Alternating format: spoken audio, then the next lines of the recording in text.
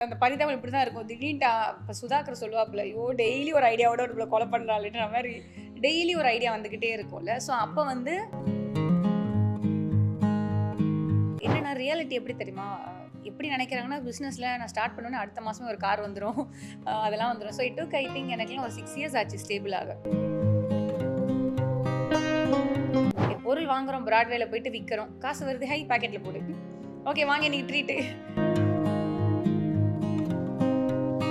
ரீசெண்டா ஒரு பரிதாபங்கள வந்துச்சு. ஒரு வைஃப் வந்து சொல்லுவாங்க, "ஏங்க பொட்டிக் ஆரம்பிச்சிடலாமான்ட்டு" அடுத்த நாள் வந்து, "எனக்கு முடி கொட்டுது. இது மாரி நான் ஒரு ஹேர் இது"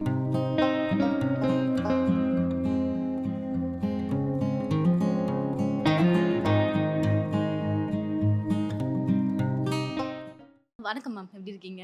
வணக்கம். இது மித்தா அப்படின்றது எனக்கு தெரியல. மேபி மித்தா கூட இருக்கலாம். என்ன அப்படின்னா, ஒரு பெர்சன் பிசினஸ் ஸ்டார்ட் பண்றாங்க அப்படின்னா, 3 டூ 4 மந்த்ஸ்ல ஓகே வேண்டாம் அப்படின்ற ஒரு தாட்டுக்கு வந்துடுறாங்க. என்னால முடியாது அப்படின்ற மாரி. சில பேர் ஓகே ஃபைன் நான் வந்து எவ்ளோ டைம் ஆனாலும் பரவால்ல. I can handle this. நான் எனக்கு வந்து என்ன ஸ்டஃப்பா இருந்தாலும் பரவால்ல.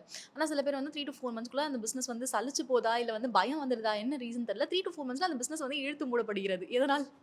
ஓகே. ஏன்னா என்னன்னா ரியாலிட்டி எப்படி தெரியுமா? எப்படி நினைக்கிறாங்கன்னா, பிசினஸ்ல நான் ஸ்டார்ட் பண்ணோனே அடுத்த மாசமே ஒரு கார் வந்துரும். அதெல்லாம் வந்துரும். So it duke I think எனக்கெல்லாம் ஒரு 6 இயர்ஸ் ஆச்சு ஸ்டேபிள் ஆக. ஓகே. ஸோ நெறைய இடத்துல சொல்லுவேன். ஸ்டெபிலிட்டின்றது ரொம்ப ஹார்டு. ப்ராஃபிட் பார்க்கறது வேற, ஸ்டேபிளா இருக்கிறது வேற. பட் இவங்கலாம் வந்து எஃப்டி போட்ட மாரி எதிர்பார்க்குறாங்க. 1,00,000 நான் இந்த பிசினஸ்ல போட்டேன். அடுத்த மாசம் ரூ. 1,10,000 வரணும். அது வராது. அப்ப வந்து அந்த பாசிட்டிவாவே அவங்க நினைக்கிறேன்ற பேச்சுல, பாசிட்டிவா நினைக்கணும் தான்.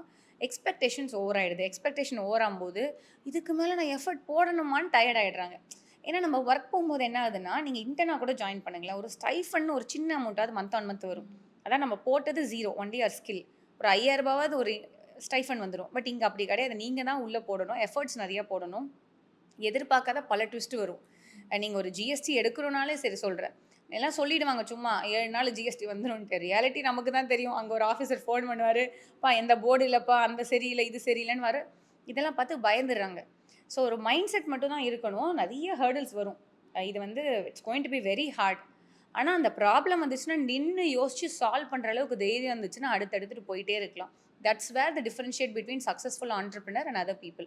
ஓகே. ஒரு ஆன்டர்பிரினரோட மைண்ட் செட் எப்படி இருக்கும் ஸ்டார்ட்டிங் ஸ்டேஜ்ல? உங்களோடது எப்படி இருந்துச்சு?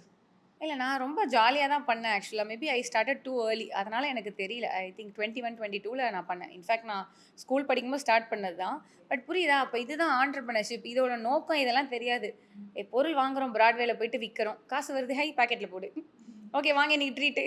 இவ்வளவுதான் ரொம்ப பேஸான தாட் ப்ராசஸா இருந்தது. நல்லா இருக்கே! அப்படின்ற மாரி இருந்துச்சு. அவ்வளதான். நான் வந்து எங்க வீட்ல வந்து சாமிகிட்ட எந்த காசு வந்தாலும் வைக்கிற பழக்கம் உண்டு. ஸோ நான் பாட்டுக்கு எப்ப போனாலும் சாமிகிட்ட காசு வச்சுட்டே இருப்பேன். எங்க அம்மா கூட சொல்லுவாங்க, "பரவாயில்லையே ஏதோ சாமிகிட்ட வந்து நீ காசு வைக்கிறன்ட்டு." அது வெளியில போறதுன்றது ஓகே. அது எனக்கு ஒரு சின்ன ஹாப்பினஸ் இருந்துட்டே இருந்தது. ரொம்ப சீரியஸான இந்த சொல்லுவாங்க தெரியுமா? 5 இயர் பிளானு, 10 இயர் பிளான் இவ்வளோ கோடி அச்சீவ் பண்ணணும். அதெல்லாம் நான் நினைக்கவே இல்ல. அப்ப எனக்கு எல்லாமே நடந்த எல்லா விஷயமும் ஃபர்ஸ்ட்டு நான் 1,00,000 ரீச் பண்ணது 1,00,000 அப்படின்னு. அப்புறம் மந்த் ஆன் மந்த் 1,00,000 ரீச் பண்ணது ரொம்ப ஆச்சரியமா இருந்துச்சு. அதுக்கு நான் ரொம்ப டீப்பா இப்ப உட்காந்து யோசிச்சு பார்த்தேன்னா, மேபி நான் ஒரு 30 பிளஸ்க்கு அப்புறம் ஸ்டார்ட் பண்ணியிருந்தேன்னா, பயம் அதிகமா இருந்திருக்கும். என்ன ஏன்னா ஆயிருக்கும்? கமிட்மெண்ட்ஸ் அதிகமா இருந்திருக்கும். அந்த டைம்ல உங்களால ஹேண்டில் கரெக்ட். பண்ணியிருக்க முடியாது.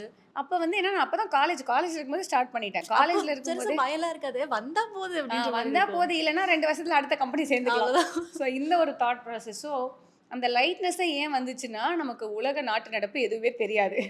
ஐ திங்க் அதுதான் பிக்கெஸ்ட் பாயிண்ட். இப்ப இருக்கிற ஆன்டர்பிரினர்ஸ் பண்ற ஃபெயிலியர் என்ன அப்படின்னு பார்த்தீங்கன்னா, ஏகப்பட்ட கன்சம்ப்ஷன். யூடியூப் போகுது, இன்ஸ்டாம் போகுது, அங்க டெல்லியில ஒருத்தர் இத பண்றாரு, இத பண்றாருன்னு ஏகப்பட்ட புரோட்டோகால், ஏகப்பட்ட ரோட் மேப். ஃபுல் கன்ஃப்யூஷன் ஆயிடுறாங்க. அதுக்கப்புறம் அவங்க ஸ்டார்ட் பண்ணும்போது, இதுலேருந்து சக்சஸ் எல்லாத்தையும் எடுத்து நான் ஒரு ரோட் மேப் ஃபிக்ஸ் பண்றேன்னு அவங்க வந்து ரொம்ப பிளான்டா பண்றோம்ன்னு சொல்லிட்டு ரொம்ப கன்ஃப்யூஷன்ல வந்துடுறாங்க. ஓகே. ஸோ ஏன்னா இவ்ளோ ஸ்ட்ராங்கா நான் பண்ணேன்னா எனக்கு ஃபெயிலியர் இருக்காதுன்ற ஒரு நம்பிக்கையும் வந்துருது. என்னதான் பண்ணாலும் ஃபெயிலியர் இருக்கும். ஸோ இப்ப நானே மென்டர்ஷிப் பண்றேன். நானே ஒரு ஃபார்முலா குடுக்குறேன் தான். அதிலேயே சொல்லிடுவேன். எனக்கு ஃபெயிலியர் ரேட் கம்மி தான். பட் இருந்தாலும் நான் நெகட்டிவா தான் சொல்லுவேன். ஃபெயிலியர் ஆகலாம். பட் ஃபெயிலியர் ஆனா பயப்படாதீங்க. I will help you out. So அந்த மைண்ட் செட் உள்ள வரணும். ஓவர் கன்சம்ப்ஷன குறைக்கணும். ஓகே. நெறைய கன்சியூம் பண்ணிடுறாங்க. ஏன்னா திடீர்ன்ட்டு இந்த ரீசென்ட்டா ஒரு பரிதாபங்கள வந்துச்சு. ஒரு வைஃப் வந்து சொல்லுவாங்க, "ஏங்க பொட்டிக் ஆரம்பிச்சிடலாமான்ட்டு" அடுத்த நாள் வந்து, "எனக்கு முடி கொட்டுது. இது மாரி நான் ஒரு ஹேர் இது பவுடர் அரைச்சேன்னுவாங்க." ஸோ இந்த டைவர்ஷன்ஸ் இருக்குல்ல. இங்கிலீஷ்ல ஒரு வேர்ட் சொல்லுவோம். ஷைனி ஆப்ஜெக்ட் சிண்ட்ரோம் சொல்லுவோம். இந்த டைவர்ஷன்ஸ்னால தான் இப்ப இருக்கிற ஆன்டர்பிரினர்ஸால அந்த அளவுக்கு டக்குன்னு சஸ்டெயின் பண்ண முடியல. பட் அஃப்கோர்ஸ் நெறைய ஜென்ஸி கிட்ஸ் வந்து என்கிட்ட வந்து நெறைய சக்சஸ்ஃபுல்லாவும் பண்றாங்க. பட் இது மாரியும் சில பேர் இருக்காங்க. அதுக்கு எனக்கு தெரிஞ்சு இந்த இன்ஸ்டா, யூடியூப் தான் முக்கிய காரணம். ஓகே. ஆனா சீரியஸா இந்த டைவர்ஷன் திங் இஸ் ஒரு மேஜரான இம்பார்ட்டன்ட் ரோல் அப்டின்னே சொல்லலாம். என்ன அப்டின்னா, இப்ப நான் ஒரு ப்ராடக்ட்டே சூஸ் பண்றேன் அப்டின்னா கூட ஒரு வேற ஏதாவது ப்ராடக்ட் வச்சிருப்பேன். திடீர்னு இத பார்க்கும்போது, இது நல்லா போதே! பேசாம இதுல போயிடலாமா? அப்டின்ற கரெக்ட். மாரி ஒரு தாட் வருது. அதே மாரி தான் இருக்கு. இப்ப பிசினஸ்மே வந்துட்டு, நான் காமர்ஸ் போடுறதுக்கு பதிலா ரோட்ல கடை வச்சுருவேனே! இப்டின்ற மாரி ஒரு தாட் வருதுல்ல. அதுதான் அந்த பரிதாபம் இப்படிதான் இருக்கும். திடீர்னு இப்ப சுதாகர் சொல்லுவாப்புல, "ஐயோ! டெய்லி ஒரு ஐடியாவோட நம்மள கொலை பண்ணலாம்ன்ற" மாரி டெய்லி ஒரு ஐடியா வந்துகிட்டே இருக்கும்ல. ஸோ அப்ப வந்து இப்ப எனக்கெல்லாம் ஏன் அது வரலன்னு எனக்கு தெரியல. அது மாரி ஐடியா இருக்குன்னு தெரியல. தப்பிச்சுட்டீங்க நீங்க. ஆமா கரெக்ட்டு. எனக்கு தெரிஞ்சது சரி நான் ஆஃபீஸ் போணும், வீட்லேருந்து ஏதோ பண்ணணும். சரி பொருள் வித்து பேக் பண்ணா மறுநாள் காலையில கொரியர்காரங்க வீட்டுக்கு வந்துடுறாங்க. அம்மா வீட்ல இருக்காங்க குடுத்துருவாங்க. அப்புறம் கையெழுத்து மட்டும் தான் வாங்கணும் கொரியர்காரர்கிட்ட. அம்மா பார்த்துப்பாங்க.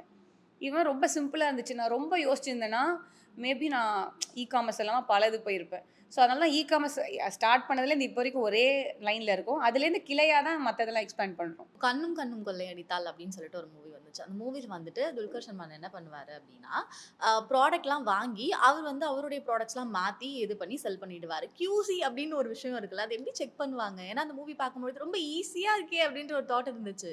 ஓகே. ஆக்சுவலா அந்த மூவி நான் பார்த்ததில்ல. ஓகே. கொஞ்சம் படம் பார்த்தே ரொம்ப நாள் ஆச்சு. பட் ஆக்சுவலா பார்த்தீங்கன்னா, இது வந்து எக்ஸிஸ்டிங் இப்ப மில்டனோட ஃப்ளாஸ்க்க வாங்கி அந்த பேர அழிச்சு என் பேர போட்டா தப்பு.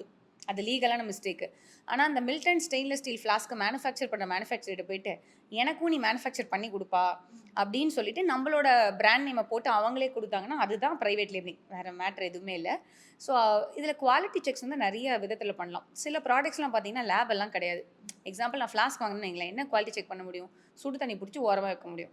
24 மணி நேரத்துக்கு சூடா இருக்கான்னு தான் பார்க்க முடியும். இதான் ரியாலிட்டி கிரவுண்ட்ஸ். ஏன்னா, நெறைய பேர் வந்து நெனச்சுக்கிறாங்க அது பெரிய ப்ராசஸ்ன்ட்டு.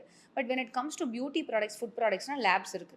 ஸோ ப்ராடக்ட்ஸ பொறுத்து ஒரு குவாலிட்டி செக்குமே மாறுபடும். அண்ட் முக்காவாசியான ப்ராடக்ட்ஸ் இந்தியால நான் சொல்லக்கூடாது தான். பட் நெறைய குவாலிட்டி செக் பண்றதில்ல. சிலதுக்கு தான் ரூல்ஸ் அண்ட் ரெகுலேஷன்ஸ் இருக்கு. இப்ப நான் எக்ஸாம்பிளா அந்த லிப்ஸ்டிக் விக்கணும்னு நான் ஒரு ஆசைப்பட்டேன்னு வச்சுக்கோங்களேன். அதுக்கு வந்து நீங்க எந்த ஒரு QC இல்லாமயே பண்ணிறலாம். நான் எங்க வீட்ல ஒரு 4 பேர் போட்டு பார்த்தவங்க, யாருக்கும் புண்ணாகலன்னு சொல்லி கூட வித்துடலாம். இதான் ரியாலிட்டி. பட் ஃபாரின்ல வந்து ரூல்ஸ் அண்ட் ரெகுலேஷன்ஸ் ஸ்ட்ரிக்ட்டா கொண்டு வராங்க. ஆனா ஃபுட் வந்து இப்ப நெறைய இம்ப்ரூவ்மெண்ட்ஸ் கொண்டு வராங்க. FSI லைசென்ஸ்ல நீங்க ஈஸியா ஒரு கடையில லைசென்ஸ் இல்லாம பண்ண முடியாது. அதே மாரி எனக்கு இந்த என்டையர் ப்ராசஸ் தெரியல. பட் நாங்க இந்த மேனுஃபேக்சர்ஸ் கிட்ட பேசும்போது, ஃபுட் ப்ராடக்ட்ஸ்ல வந்து இந்த பின்னாடி லேபிள்ல வந்து ஏதாவது இல்லன்னா, அந்த மேனுஃபேக்சர்ஸ ரிஜெக்ட் பண்ணிடுறாங்க லேபிள். இது வந்து ஃபுட் டிபார்ட்மெண்ட் எங்கள கொஸ்டின் பண்ணுவாங்க. நாங்க தானே உங்களுக்கு சப்ளை பண்றோம். ஸோ ரைடு வந்துட்டாங்கன்னா எங்களுக்கு ப்ராப்ளம் ஆகும். உங்களோட பவுச் ரிஜெக்ட் ஆகுதுன்னுலாம் அந்த அளவுக்கு டீப்பா பேசுறாங்க. ஐ பிலீவ் ஃபுட்ல நெறைய சேஞ்சஸ் இப்ப எடுத்துட்டு வரப்படுது. பட் ஸ்டில் பியூட்டி ப்ராடக்ட்ஸ் வந்து இன்னும் நெறைய இம்ப்ரூவ்மெண்ட்ஸ் கொண்டு வரணும். ஓகே. அண்ட் ரியாலிட்டி கிரவுண்ட்ஸ்ல நெறைய பிராண்ட்ஸ் எல்லா ப்ராடக்ட்ஸும் QC செக் பண்றாங்கன்னா, கிடையவே கிடையாது. ஆக்சுவலா அந்த மூவில என்ன நடக்கும் அப்டின்னா, அவர் வந்துட்டு ஒரு லேப் வாங்கிடுவாரு Amazonல. வாங்கிட்டு, அவர் ஒரு லேப் வச்சிருப்பார்ல, இல்ல பழைய கடையிலலாம் போயிட்டு ஓகே, லேப் ஓகே. வாங்கிட்டு வந்து, அதுல உள்ள இருக்க ஸ்பேர் பார்ட்ஸ் எல்லாம் மாத்திருவாரு. மதர் போர்ட் எல்லாமே வந்துட்டு சேஞ்ச் பண்ணி, மறுபடியும் Amazonல வந்துட்டு ரிட்டர்ன் போட்டுருவாரு. ஓகே. சேஞ்ச் பண்ணோனே அவங்க என்ன பண்ணுவாங்க அப்டின்னா, அத QC செக் பண்ணுவாங்கன்னு தான் நெனைக்கிறேன். I hope. QC செக் பண்ணி வேற ஒருத்தவங்களுக்கு செல் பண்ணிடுவாங்க. இந்த மாரிலாம் நடக்குமா? இது கோல்மாலு. அதே மாரி இப்ப ஒரு Amazonல ஒரு ப்ராடக்ட் ரிட்டர்ன் ஆகுதுன்ற பட்சத்தில கஸ்டமர் ரிட்டர்ன் பண்ணிட்டாங்கன்னா, நல்லா வேலை செய்யலைன்னா அந்த செல்லருக்கே ரிட்டர்ன் பண்ணிடுவாங்க. ஓகே. அந்த செல்லர் வந்து அத ஒரு வாட்டி செக் பண்ணிட்டு ஸோ நாங்க எப்படி கம்பெனிஸ்ல ரூல் வைப்போம்னா, ஒரு ப்ராடக்ட் ரிட்டர்ன் வந்துருச்சுன்னா, அத ஃபர்ஸ்ட்டு ஓப்பன் பண்ணி செக் பண்ணிடுங்க. எங்க வேணா ரிட்டர்ன் வந்திருக்கலாம். ஒழுங்கா இருக்கான்னு பாருங்க. ஆனா நீங்க சொல்றது கரெக்ட். அதுக்காக உள்ளலாம் திறந்தெல்லாம் எல்லா லேப்டாப்பையும் பார்த்துட்டு இருக்க போதில்ல. ஆன் பண்ணா வேலை செய்யுதா? திருப்பி பேக் பண்ணி அடுத்த ஆளுக்கு அனுப்பு. இதான் ரியாலிட்டி. இப்படி தான் இருக்கும். ஓகே. இப்போ அது மட்டும் இல்லாம, நம்ம சமீப காலத்துல அந்த வலைத்தளங்கள்லாம் பார்க்கறது உண்டு. நான் வந்துட்டு மொபைல் ஆர்டர் பண்ணேன், ஐஃபோன் ஆர்டர் பண்ணேன், செங்கல் வந்திருக்கு, இது வந்திருக்கு, அது வந்திருக்கு. நீ ஏன் அந்த மாரிலாம் வருது? ஸோ 2 விஷயம் அதில இருக்கு. ஒண்ணு வந்துட்டு அந்த செல்லர். அதாவது இப்ப Amazonல ஒரு 10 லேக் செல்லர்ஸ் இருக்காங்கன்னு நெனைக்கிறேன். ஓகே. இந்த 10 லேக் செல்லர்ஸ்ல ஒரு 2 செல்லர் ஏமாத்தணும்னு நெனைக்கிற ஒரு விஷயம் இருக்கு. இன்னொன்னு வர வழியில கொரியர்ஸ் இருக்குல்ல. ஸோ கொரியர் பீப்பிளுமே நெறைய வந்து இந்த சீட்டிங் பண்ற வாய்ப்புகளும் இருக்கு. நம்ம ஆஸ் அ செல்லரா நாங்க வந்து எங்களுக்கு ரிட்டர்ன் வந்து தேவையில்லாத பொருள்லாம் வரும். நம்ம வந்து ஒரு நல்ல துணி அனுப்பிச்சிருப்போம். ரிட்டர்ன் பார்த்தீங்கன்னா, கிழிஞ்சு போன கந்த துணி வரும். இது யார் ஏமாத்துவாங்கன்னா, கஸ்டமர்ஸ் ஏமாத்துவாங்க. ஸோ கஸ்டமர்ஸ்ல ஏமாத்துறவங்களும் இருக்காங்க, கொரியர் பெர்சன்லயும் இருக்காங்க, செல்லர்லயும் இருக்காங்க. இது எல்லாத்தையும் எலிமினேட் பண்ண இப்ப அட்வான்ஸ் டெக்னாலஜிஸ் வந்துருச்சு. அதாவது நம்ம அனுப்பும்போது பார்சலோட வெயிட் எவ்வளோ இருந்துச்சு? ரிட்டர்ன் வரும்போது எவ்வளோ இருந்தது? அண்ட் இப்பலாம் அதுக்கு தான் ஓப்பன் பாக்ஸ் டெலிவரின்ற சிஸ்டமும் கொண்டு வந்திருக்காங்க. பட் இது 100%லாம் எலிமினேட் ஆகல. இன்னும் இந்தியா வந்து நல்லா மெச்சூர் ஆகணும் இந்த ரீஜன்ஸ்ல. ஓகே. நான் இப்போ 2 நாள் முன்னாடி ஒரு ரீல் பார்த்திருந்தேன். என்ன அப்டின்னா, அவங்க வந்துட்டு ஒரு காமர்ஸ் பிளாட்ஃபார்ம்ல ட்ரெஸ் ஆன்லைன் போட்டிருப்பாங்க. போட்டுட்டு அன்னைக்கு ஃபுல்லா அந்த ட்ரெஸ் போட்டிருப்பாங்க. "இதுதான் உனக்கு பிடிக்கலன்னு சொன்னேன்ல, எதுக்கு நீ இன்னும் போட்டுட்டு இருக்க?" அப்டின்னா, "நாளைக்கு தானே ரிட்டர்ன் வருது. நான் இன்னைக்கு ஃபுல்லா போட்டுட்டு இது பண்றேன். Is this right?" இல்ல இது தப்பு தான். எத்திக்கலா தப்பு தான். அதான் சொல்ல வந்தேன். அதெல்லாம் வந்து அறம் தவறிய செயல். இப்ப என்ன இந்த சொல்றது? மாரி ரீல்லாம் பார்க்கும்போது உங்களுக்கு என்ன தோணும் இல்ல ஆக்சுவலா? இதெல்லாம் எனக்கு முன்னாடியே தெரியும். இப்ப தான் அது வந்து வெளியில வெளியில கொண்டு வராங்க. ஏன்னா, செல்லரோட பெயின் பாயிண்ட்ஸ் நம்ம பேசுவோம்ல. ம். எஸ்பெஷலா நெறைய இந்த பிரைடல் வேர்லாம் செல் பண்ணுவாங்க. அது நெறைய செல்லர் ஸ்டார்ட்டிங்ல நான் அசோசியேட் ஆயிட்டு இருந்தேன். இன்ஃபாக்ட் நான் பிராட்வேலே பல பேர் என்கிட்ட சொல்லியிருக்காங்க. ஓகே. ஸோ, இப்ப அந்த மென்ஸ் பிரைடல் வேர்ஸ்லாம் விக்கும்போது, ம். அந்த ட்ரெஸ் வந்து போட்டுட்டு ரிட்டர்ன் பண்ணிடுவாங்க. போட்டாங்கன்னு நல்லாவே தெரியும். ஏன்னா காலர்லாம் உங்களுக்கு அந்த மேக்கப்ஸ் அதெல்லாம் ம். இருக்கும். ஆனா, நீங்க வந்து Amazonலயோ, Myntraலயோ கம்ப்ளைண்ட் ரைஸ் பண்ணா நல்லா தானே இருக்கு. ம். ஏன்னா, அது புரியுது. அந்த அளவுக்கு கேப்சர் பண்ண முடியாது. நல்லா தான் இருக்கு. நீங்க ரிட்டர்ன் அக்செப்ட் பண்ணணும். சைஸ் இஷ்யூன்னு சொல்லிட்டாங்க அப்டின்னுவாங்க. ஓகே. ஏன்னா, நெறைய கேம்பெயின்ஸ் Amazon, Flipkartடும் பார்த்தீங்கன்னா, ஈஸி ரிட்டர்ன்ஸ். ரிட்டர்ன் கரோ அப்டி இப்டின்னு அவங்க பாட்டுக்கு ஆட குடுத்துட்டு போயிடுவாங்க. இதுல பாதிக்கப்படுறது ஆக்சுவலா Amazonோ, Flipkartோ இல்ல. நம்மள மாரி குட்டி குட்டியான செல்லர்ஸ் தான். ஓகே. ரீஃபண்டுக்கான டைம் எடுக்குதுல்ல. இப்போ சில பேர் உண்மையாவே கரெக்ட்டான ரீசன் சொல்லி ரிஜெக்ட் பண்ணியிருப்பாங்க. ரீஃபண்ட் கேட்டிருப்பாங்க. ஸோ அதுக்கு ஒரு டைம் எடுக்குதுல்ல. அதுக்கு ஏன் அவ்ளோ டைம் எடுக்குறது? 8 டேஸ், 9 டேஸ்? இல்ல கரெக்ட் தானே. இப்ப நம்ம எல்லாரும் நல்லவங்கன்னு நெனச்சே பேசுறோம். இப்போ ஒரு கஸ்டமர் இருக்காப்ல. அவர் அந்த ரிட்டர்ன் ப்ராடக்ட்ட ஏமாத்தி அனுப்புறான்னு வச்சுக்கோங்களேன். ம். ஸோ Amazonனுக்கும், அந்த செல்லருக்கும் அந்த ப்ராடக்ட்ட பார்த்தா தானே கரெக்ட்டா அனுப்பிச்சிருக்காங்களான்னு தெரியும். ம். ஒருவேளை அவங்க தப்பா அனுப்பிட்டாங்கன்னா, விக்கிற செல்லர்ஸ்க்கும் பிரச்சனை இருக்கு. ஸோ இப்ப Amazonன்றது ஒரு பிளாட்ஃபார்ம். கஸ்டமர்ஸும் இருக்காங்க, செல்லர்ஸும் இருக்காங்க. 2த்தோட நல்லத தான் நம்ம பார்த்தாகணும். ஸோ அதனால தான் சில சமயம் Amazon வந்து சில ப்ராடக்ட்ஸ்க்குலாம் வந்துட்டு, நாங்க அந்த பார்சல் பிக் பண்ணும்போதே பார்த்துடுறோம். உங்க வாலெட்ல ஆட் பண்றோம்ன்ற ரூல்ஸ் அண்ட் ரெகுலேஷன்ஸ் கொண்டு வராங்க. பட் இத தாண்டி செல்லர்ஸ் பாயிண்ட் ஆஃப் வியூலேருந்து எனக்கு தெரியும் எவ்வளோ ரிட்டர்ன்ஸ் சம்மந்தம் இல்லாமலாம் வருது. அதனால வந்து அத நம்ம கிளைமுக்கு சப்மிட் பண்ணணும் ஆக்சுவலா. லைக் இப்போ வந்து Amazon இல்லாம Flipkart, Myntraல மட்டும் VMS சிஸ்டம்னு இருக்கும். அதாவது வீடியோ மேனேஜ்மென்ட் சிஸ்டம். நான் ஒரு பார்சல் பேக் பண்ணும்போது ஒரு கேமரா இருக்கும். அது முன்னாடி நான் இத பேக் பண்றேன். இந்த கவர்ல இத போடுறேன். சீல் பண்றேன்னு ரெக்கார்ட் பண்ணணும். இந்த பார்சல் நமக்கு ரிட்டர்ன் வருதுன்னு வச்சுக்கோமே. ரிட்டர்ன் வரும்போது அதே மாரி பிரிக்கக்கூடாது. பிரிக்கிறதுக்கு முன்னாடி காட்டிட்டு கத்திரிக்கோல கட் பண்ணும்போது இப்படி வெளியில எடுக்கும்போது வேற ப்ராடக்ட் இருந்துச்சுன்னா, Flipkart கிளைம் எடுக்குறாங்க. Myntra கிளைம் எடுக்குறாங்க. Amazonலயுமே இருக்கு. பட் அவங்க அத லைவா பண்ணாம நீங்க ஃபோட்டோஸ் அனுப்புங்க அப்படின்னு சொல்றாங்க. ஸோ நம்ம 2 சைடும் அவங்க பார்த்து தான் ஆகணும். நீங்க கஸ்டமர் பாயிண்ட் ஆஃப் வியூலேருந்து பார்க்குறீங்க. எங்களுக்கு என்னன்னா கஸ்டமர் ஏமாத்திடுவாங்களோன்னு எங்களுக்கு ஒரு தாட் இருக்கும்ல. எங்கள மாரி நல்ல செல்லர்ஸ்லாம் ஃபீல் பண்ணுவோம். ஸோ அதனால தான் அந்த வெயிட்டிங் டைமே நமக்கு வந்து நடக்குது. எல்லாத்துக்குமே ஜிஎஸ்டி தேவை எக்ஸெப்ட் புக்ஸ். நான் ஜிஎஸ்டி ப்ராடக்ட்ஸ்ன்னு 1, 2 தான் இருக்கும். மேபி பிளாஸ்டிக் பேங்கிள்ஸ் அது மாரி தான் இருக்கும். அதுக்கு தான் ஜிஎஸ்டி தேவையில்ல.